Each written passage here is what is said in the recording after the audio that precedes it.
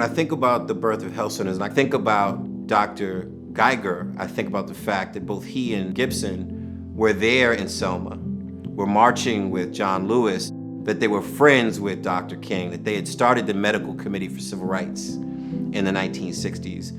This is the roots from which we come. It was never just about providing care. They were engaged in getting people access to clean water. They were engaged in saying those closest to the pain need to be closest to the power. 50 years later, we're being asked to think about ourselves the same way. I don't think the health center movement would be where it is today without the assistance and support of the Mass League. It's truly a partnership. The health centers obviously being the on-the-ground, day-to-day places where patients are seen, but the Mass League being our advocate and support for policy change and funding so that we can continue to do our work and fulfill our mission.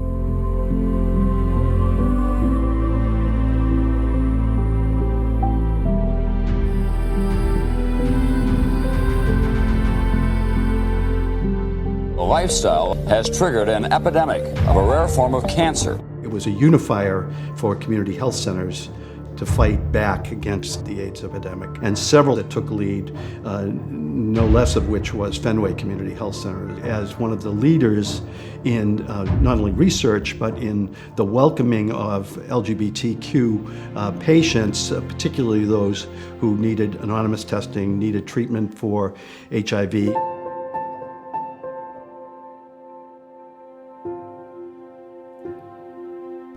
Massachusetts continues to battle a deadly opioid addiction crisis. There are some parallels between how health centers stepped up and served patients with HIV/AIDS and brought breakthroughs in treatment into the primary care setting within health centers and the substance use disorder epidemics, particularly around opioids.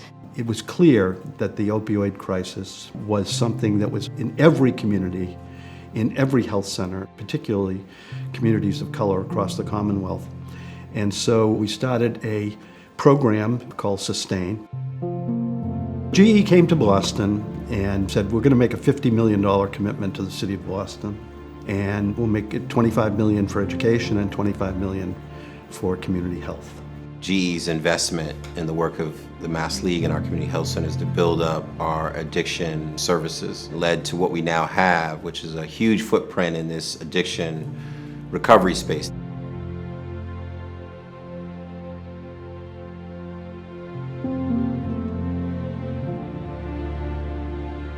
Our healthcare system is under immense pressure these days. Early in the pandemic, everyone kept making the analogy to war.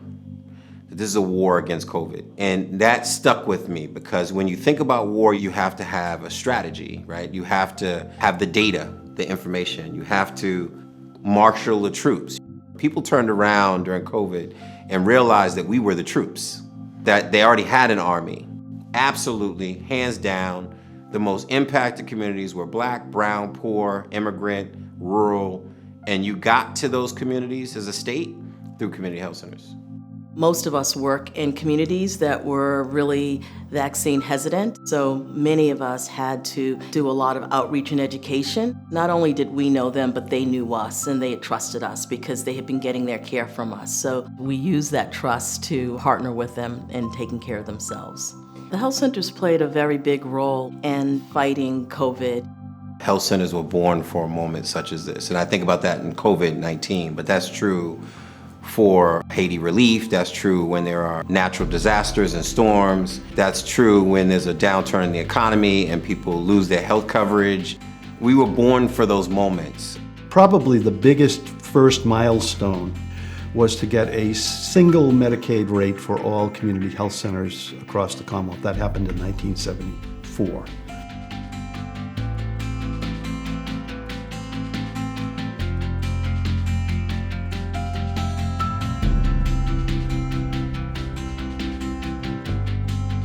An increase in our reimbursement rates from MassHealth allows us to actually generate revenue to be able to hire the staff we need, to be able to recruit and retain the workforce that we need. So it's really a game changer. Also having an anniversary this year is the Mass League Suffolk program, where employees of community health centers have an opportunity to take classes at Suffolk University to learn more about different parts of the community health center model of care. 1 million residents get their care from community health centers because of the financial infrastructure that we've been able to get through the advocacy work of the League. So it dawned on me about a year ago, this was the time to build an institute around health equity.